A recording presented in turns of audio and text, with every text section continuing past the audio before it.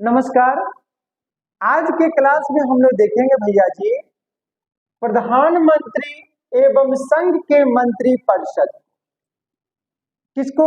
प्रधानमंत्री एवं संघ के मंत्री परिषद को। देखिए तो स्टार्ट करते हैं बिना समय गवाए।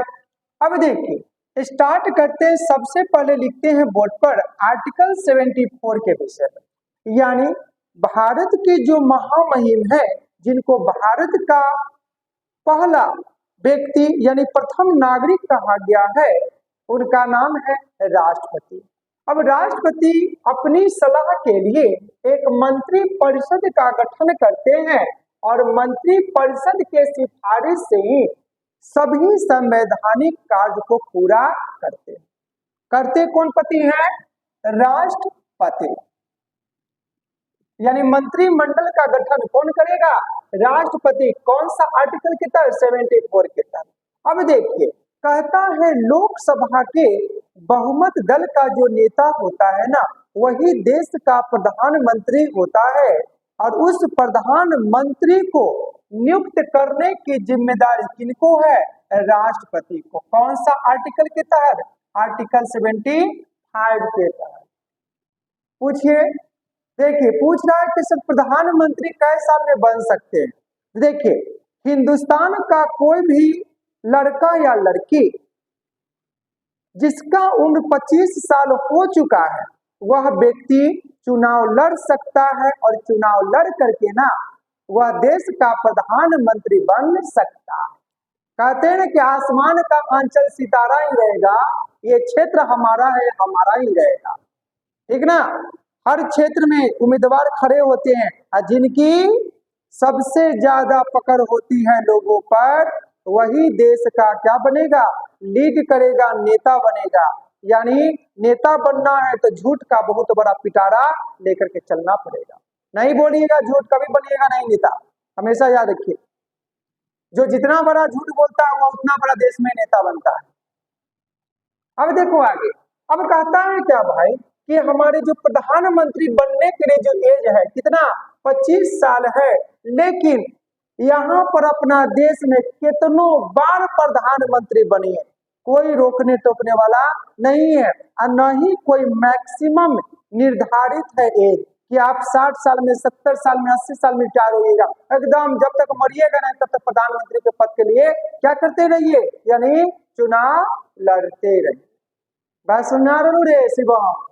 देखने अब देखिए बउआ, अब कहता है क्या भाई कि आर्टिकल 78 में आ गए। कितना में? आर्टिकल 78 में कहता है क्या भाई कि भारत के प्रधानमंत्री मंत्री परिषद या मंत्रिमंडल की क्या करेंगे? अध्यक्षता करेंगे। कौन करेंगे? प्रधानमंत्री। और साथ में भारत के राष्ट्रपति जो भी मंत्री परिषद में निर्णय लिया गया, इसकी सूचना किससे मांगेंगे? प्रधानमंत्री से इनको देना पड़ेगा। बात समझ में आ गया? अब देखो आगे की ओर बढ़ते हैं तो पता चलता है कि मंत्री परिषद हमेशा लोकसभा के प्रति उत्तरदायी होता है। पीछे से क्वेश्चन पूछा जा रहा है कि सर लोकसभा में अधिकतम सीटों की संख्या कितनी हो सकती है? मैक्सिमम सीट बुआ रे 552 और चुनाव होता है 543 सीट पर। कौन सी? Anglo Indian. अच्छा पूछ रहा है कि सर एंग्लो इंडियन किसको कहते हैं?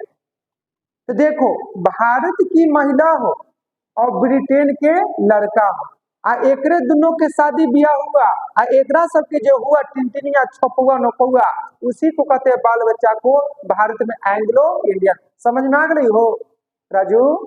चला गया। अब देखिए बउआ, अब कहता है नंबर दूसरी बात क्या भाई कि मंत्री परिषद का सदस्य बनने के लिए आपको यह आवश्यक है क्या भाई कि आप लोकसभा का या राज्यसभा का सदस्य होंगे तो ही आप मंत्री परिषद का क्या बनेंगे? यानी सदस्य बनेंगे। लेकिन कोई गैर है, ये दोनों का सदस्य नहीं है और वह मंत्री परिषद में उसको शामिल कर लिया गया है, तो 6 महीना तक ही वह मंत्री के पद पर कार्य करेगा। ये बात याद रखिएगा। अब साथ में जैसे होता नहीं है कि कौवा के बीच में वो बगुला आ गया तो दूर से ही देख के पहचान लेंगे, वही बात है यहाँ। अब देखो आगे, अब कहता है क्या भाई कि मंत्री परिषद में, यही हमारा मंत्री परिषद है, मंत्री परिषद में कौन कौन शामिल हो सकता है? कहता है कि प्रधानमंत्री सहित कैबिनेट के जितने भी मंत्री हैं, जैसे गृह मंत्री, रक्षा मंत्री, सड़क एवं परिवहन मंत्री, शिक्षा मंत्री, मतलब दुनिया के जो भी मंत्री है ना, सब कैबिनेट के अंदर आ जाएगा। दूसरा में कहता है राज्य मंत्री, और राज्य के साथ में कहता है उप मंत्री। उप का मतलब चुप, यानी जब तक मेन रहेंगे उप का कोई काम नहीं रहेगा। अब देखिए थोड़ा सा आगे की ओर बढ़ते हैं तो पता क्या चलता है क्या भाई कि राष्ट्रपति जो हमारे देश में है, इनका पावर नाम मात्र का है, यानी देश का प्रधान कौन है? प्रधानमंत्री है। अब क्या करेंगे? प्रधानमंत्री राष्ट्रपति से सिफारिश करेंगे, यानी कहेंगे हुजूर महामहिम सुनिए, इस व्यक्ति को मंत्री के पद पर शपथ ग्रहण दिलवाइए। कौन दिलवाएगा? राष्ट्रपति। प्रधानमंत्री कहेंगे इस व्यक्ति के मंत्री पद से इनको हटाना है, इनका इस्तीफा एक्सेप्ट करना है, तो बैठाएंगे भी राष्ट्रपति और उनका त्याग पत्र भी लेंगे। कौन पति? राष्ट्रपति। लेकिन सिफारिश करेंगे कौन? प्रधानमंत्री। बात को समझ में आ रहा है? लेकिन एक बात हमेशा याद रखिए, प्रधानमंत्री को भी हटाया जा सकता है और विश्वास प्रस्ताव लगाकर। अगर सिद्ध हो गया तो उनको हटना पड़ेगा, हटेंगे तो जितने भी मंत्री है वो भी खत्म हो जाएंगे। कहते हैं ना कि बेवफाओं के शहर में तू वफा ढूंढता है और अपनों को छोड़कर दूसरे के घर में तू खुशी ढूंढता है, कभी नहीं मिलेगा खुशी। अब देखो बउआ, अब कहता है क्या भाई कि ये तो हमारा प्रधानमंत्री है। अब देखिए 2024 में जो इलेक्शन हो रही है, ये जो लोकसभा का इलेक्शन 2024 में हो रही है, ये लोकसभा का कैमा क्रम है?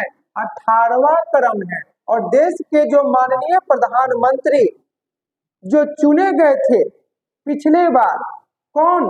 नरेंद्र मोदी, उनका प्रधानमंत्री में कौन सा क्रम है? 15वां क्रम है। ये सारे बातों को आप अपने बीबी में, बीबी मतलब ब्रेन बॉक्स में फिट कर लीजिए, तभी जीवन में आप हिट हो पाइएगा, अन्यथा हिट नहीं हो पाइएगा। बस आज के लिए इतना ही। जय हिंद, जय भारत।